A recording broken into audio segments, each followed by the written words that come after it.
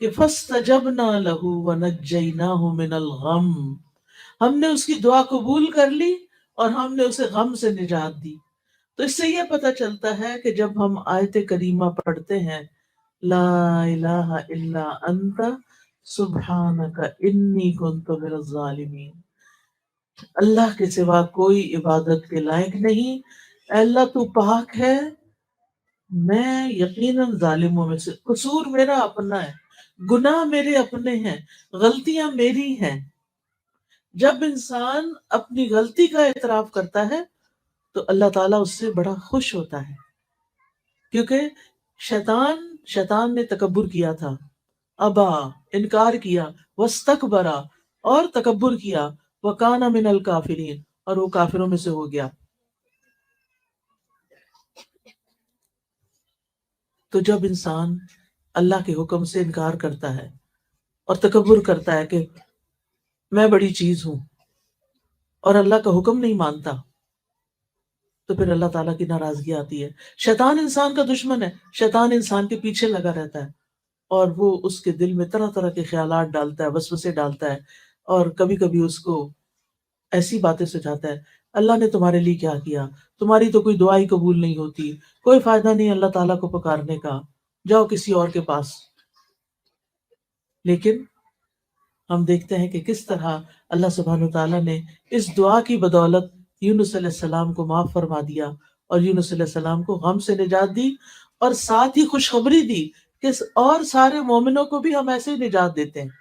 یعنی مطلب کیا تھا کہ اگر کوئی شخص کسی تکلیف اور غم اور مصیبت کے وقت یہ دعا پڑھتا ہے تو اللہ تعالیٰ اس کی تکلیف کو دور کر دیتے ہیں۔ سب کو آتا ہے یہ آیت کریمہ؟ سنائے مجھے۔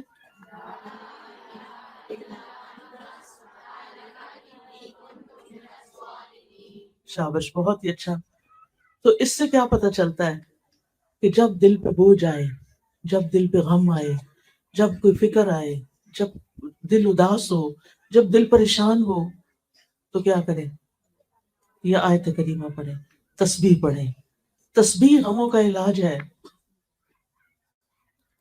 آپ دیکھیں یہاں بھی وہ کیا کہتے ہیں، سبحانک، تو پاک ہے، اللہ تیرا کوئی قصور نہیں، غلطی میری اپنی ہے، تو پاک ہے، تو ظلم نہیں کرتا، تو کسی پہ زیادتی نہیں کرتا، تو سب کا مولا ہے، تو سب پہ رحم فرماتا ہے، غلطی میری اپنی۔ آپ دیکھیں کہ آدم علیہ السلام نے جب شیطان کے بہکاوے میں آ کے اس درخت کا پھل کھا لیا تھا جسے منع کیا گیا تھا، تو پھر کیا ہوا؟ اللہ تعالیٰ ناراض ہو گئے۔ انہوں نے اللہ تعالیٰ کو کیسے منایا؟ ربنا ظلمنا انفسنا وان لم تغفر لنا وترحمنا لنکونن من الخاسرین۔ آپ تو سب پڑھے لکھے ہیں ماشاء اللہ، بہت ہی خوشی ہو رہی ہے مجھے کہ آپ کو اتنی دعائیں آتی ہیں اور ضروری دعائیں آتی ہیں۔ اس دعا کا بھی مطلب کیا ہے کہ اے ہمارے رب، ہم نے اپنی جان پہ ظلم کیا، اگر تو نہیں بخشے گا اور تو رحم نہیں فرمائے گا، ہمارا تو بڑا نقصان ہو جائے گا۔ تو اپنی غلطی مان لینا، اپنے گناہوں پہ توبہ کر لینا، اپنے کسی قصور کو یاد کر کے رو دینا، یہ اللہ تعالیٰ کی رحمت لاتا ہے اور دعائیں جلدی قبول ہوتی ہیں۔ اچھا، ہمارا عام طور پر رواج یہ ہے کہ جب کوئی تکلیف آتی ہے تو ہم لوگوں کو کہتے ہیں مجھے پڑھ کے دے دو۔ اچھا، وہ جب پڑھتے ہیں تو وہ کہتے ہیں انی کنت من الظالمین، وہ تو اپنے قصوروں کی معافی مانگ رہے ہیں، آپ کو کیا دیں گے وہ؟ انہوں نے یہ تو نہیں کہا کہ یہ لڑکی جس نے مجھے کہا ہے یہ بڑی ظالم ہے، نہیں، وہ تو نہیں کہہ سکتے۔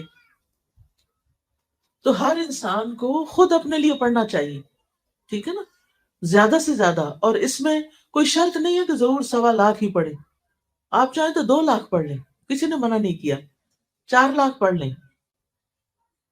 یا آپ چاہیں تو جتنی دفعہ آپ سے پڑھا جاتا پڑھ لیں۔ لیکن اصل چیز کیا ہے کہ آپ کے اندر ایک تاثیر ہونی چاہیے، پڑھتے وقت آپ کا دل رونا چاہیے، اللہ میری سے غلطی ہو گئی ہے، اس وجہ سے میری شامت آئی ہے، آپ مجھے معاف کر دیں۔ تو اپنی غلطیوں کا اعتراف جو ہے یہ انسان کی سرشت میں ہے، شیطان نہیں مانتا اپنی غلطی، اور جو انسان اپنی غلطی نہ مانے وہ شیطان کا بھائی ہے، ٹھیک ہے نا۔ اب ہمیں دوسروں کو تو ہم نہیں منوا سکتے، لیکن ہم اپنی اپنی فکر تو کر سکتے ہیں نا، اپنی مشکلات سے تو نکلنے کے لیے یہ وظیفہ کر سکتے ہیں اور کرتے رہنا چاہیے۔ تو اس آیت سے یہ بات پتہ چلتی ہے کہ تسبیح کرنا، لا الہ الا اللہ پڑھنا، اس میں دو چیزیں پڑھی ہیں انہوں نے، لا الہ الا انت، ویسے وہ دوسرے لفظوں میں ہم کہتے ہیں لا الہ الا اللہ، اس لیے غم کا علاج لا الہ الا اللہ میں، اللہ کے سوا کوئی عبادت کے لائق نہیں۔ جب کبھی دل بوجھل ہو، کثرت سے پڑھے لا الہ الا اللہ، لا الہ الا اللہ، لا الہ الا اللہ، آپ دیکھیں گے تھوڑی دیر کے بعد آپ کا دل ہلکا ہونے لگے۔ اور دوسرا انی کنت من الظالمین، سبحانک، دوسرا ہے سبحانک، تو پاک ہے۔ تو اس میں ہم کیسے پڑھ سکتے ہیں؟ سبحان اللہ، سبحان اللہ، سبحان اللہ۔ ایک دفعہ سبحان اللہ کہنے سے زمین اور آسمان کے بیچ کی فضا بھر جاتی ہے، اتنا بڑا کلمہ ہے یہ۔ ایک دفعہ الحمدللہ کہنے سے میزان بھر جاتا ہے، اتنے وزنی ہے یہ کلمات۔ اللہ کا ذکر بہت بڑی چیز ہے، معمولی چیز نہیں ہے۔ وَلَا ذِكْرُ اللَّهِ اکبر، اس لیے ہمیں کثرت سے اللہ کو پکارنا چاہیے، اور جو اللہ کو پکارتا رہتا ہے، الا بذکر اللہ تطمئن القلوب، خبردار، اللہ کے ذکر سے دلوں کو اطمینان آ جاتا ہے۔ لیکن ہم اکثر یہ بھول جاتے ہیں، ہم بھول جاتے ہیں کہ اللہ کے ذکر میں اطمینان ہے، اللہ کے ذکر میں سکون ہے۔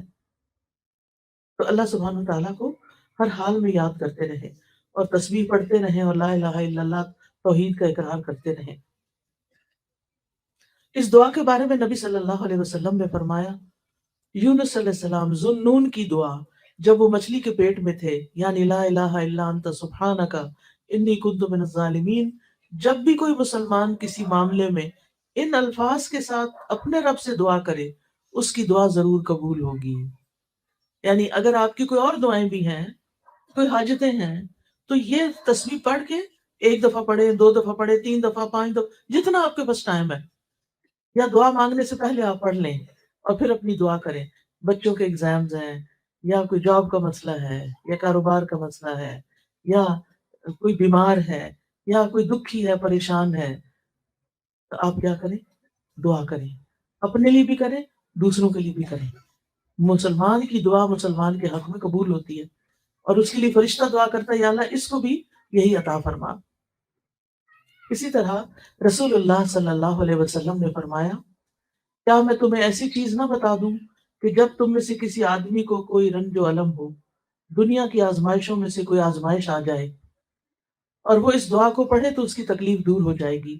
تو آپ سے کہا گیا کیوں نہیں؟ آپ نے فرمایا وہ مچھلی والے کی دعا ہے، لا الہ الا انت سبحانک انی کنت من الظالمین۔ اس دعا کو دعائے کرب کہا جاتا ہے، یعنی کرب و بلا کے وقت یہ دعا پڑھی جائے۔ اس دعا میں نا چار چیزوں کو وسیلہ بنایا گیا ہے، ایک توحید کو، ایک تسبیح کو کہ اللہ ہر عیب سے پاک ہے، اور پھر اپنی عبادت کے اقرار کو، اور اپنی غلطیوں کے اعتراف کو۔ یہ چار چیزیں ہیں خاص اس دعا کے اندر، جس کی وجہ سے دعا کی قبولیت ہوتی ہے۔ جب انسان لا الہ الا اللہ کہتا ہے، توحید کا اقرار کرتا ہے، تو اس کا مطلب یہ ہوتا ہے کہ یا اللہ میں کچھ نہیں، میرے ہاتھ میں کچھ نہیں، انسانوں کے پاس کچھ نہیں، اصل میں تو تیرا نام ہے، اصل میں تو سب کچھ کرنے والا تو ہے، شفا تو دیتا ہے، دکھی لوگوں کے دکھ دور تو فرماتا ہے، بھوکوں کو تو کھلاتا ہے، یعنی سب کچھ تو ہی کرتا ہے، زمین آسمان کا نظام تو ہی چلاتا ہے، ہر چیز تیرے اختیار میں ہے، تیرے قبضہ قدرت میں ہے۔ تو جب ہم یہ اقرار کرتے ہیں تو پھر اس کے نتیجے میں اللہ تعالیٰ ہم سے راضی ہوتا ہے، کیونکہ اللہ تعالیٰ سب سے بڑا ہے، اور اللہ تعالیٰ کو یہ پسند ہے کہ بندے اس کی بڑائی کا اظہار کریں۔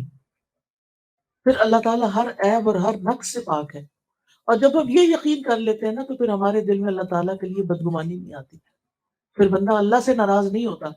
کئی لوگوں کو دیکھا گیا ہے، اگر ان کا مسئلہ حل نہ ہوتا نماز ہی چھوڑ دیتے ہیں۔ توبہ توبہ، اس سے توبہ کرنی چاہیے، کبھی بھی اللہ تعالیٰ کے ساتھ ضد نہیں لگانی چاہیے۔ کیا کوئی اللہ سے جیت سکتا ہے؟ کوئی اللہ کو ہرا سکتا ہے؟ ہرگز بھی نہیں، کبھی بھی نہیں ہو سکتا۔ اس لیے اپنی یعنی اپنی غلطیوں کو دیکھنا چاہیے، اللہ تعالیٰ سے بدگمان نہیں ہونا چاہیے۔ بعض اوقات ایسا ہوتا ہے کہ ہماری زندگی میں کوئی ایسی چیز آ جاتی ہے جو ہمیں بڑی ناپسند ہوتی ہے، مثلاً کسی لڑکی کی شادی کسی ایسی جگہ ہو گئی کہ اس کے سسرال اس کو پسند نہیں ہے، کسی کو اپنا شوہر پسند نہیں، کسی کے لیے کوئی اور مشکل کھڑی ہو گئی۔ ایسی چیزیں زندگی میں ہوتی رہتی ہیں نا، پھر انسان کہتا ہے اب میں کیا کروں، کس طرح اس مسئلے سے نکلوں، کیا کروں، کیسے کروں؟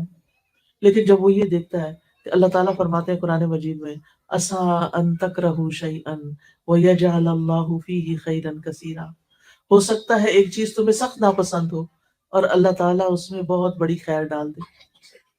بعض اوقات آپ کی ٹرانسفر کسی اور شہر میں ہو جاتی ہے، آپ کا کاروبار کہیں اور ہوتا ہے، آپ کو اپنے دوست، ماں باپ، بہن بھائی چھوڑنے پڑتے ہیں، یہ سارے دکھ کے وقت ہوتے ہیں، لیکن پھر آپ کیا سوچتے ہیں اس میں بھی کوئی خیر ہوگی، اس کے پیچھے بھی کوئی حکمت ہوگی، اللہ تعالیٰ میرے حق میں کبھی بھی برا نہیں کرتا، اللہ تعالیٰ بڑا ہی مہربان ہے، یا اس میں کوئی خیر ہوگی، کوئی فائدہ ہوگا۔